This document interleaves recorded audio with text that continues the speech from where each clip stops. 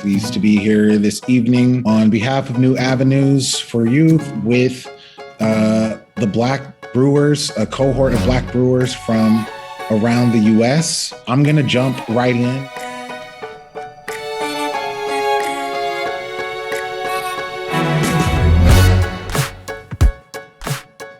We are in a very capital-intensive industry.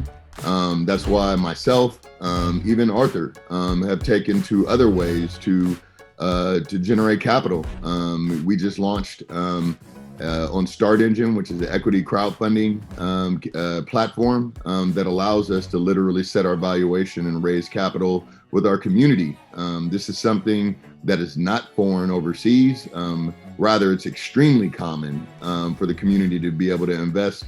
And I bring that up to just make the point. This is 2021.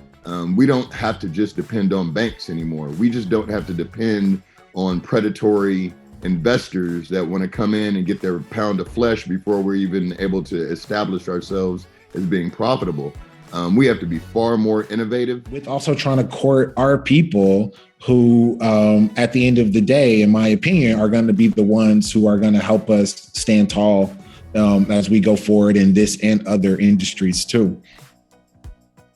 I think that's kind of been an interesting balance on our end, especially here in San Antonio, where there's not a heavily Black population. Dealing with craft beer, we know that craft beer is heavily Caucasian influenced, right? So dealing with the majority of our customer base, I would say almost 95% of that is Caucasian. Dealing with the Black community as far as brewing, we've tried to do things to kind of navigate them into that realm. We look at kind of the history of dealing with minorities and craft beer, and like we're saying, wine.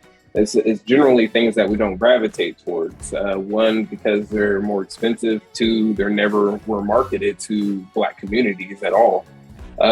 So when we get into this stage of, okay, we're a Black-owned brewery and we're trying to promote beer, it's like, well, at the end of the day, beer was never anything that was originally promoted to the Black community in the first place. So this is something that's completely new to them.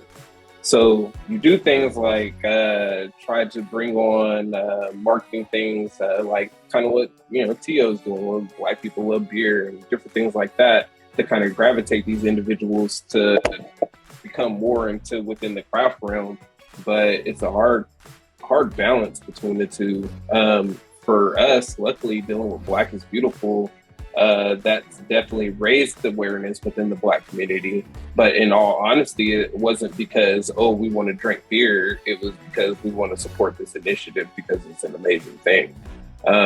So it's definitely been an interesting journey trying to get more of a Black audience within our brewery, and even a Black audience within general within craft beer. The Harris family, which is my OGs, my ancestors, I was also brewers, brewing actually Dandelion, brewing all kind of fruits. That was my granny. So we're talking 2 generations. My dad grew up picking dandelion just for my granny to brew. My grandpa was a distiller, not at a distillery, but in the basement. So that's not a slavery story. That's my story. That's y'all's story, Marcus. So Taylor, I feel that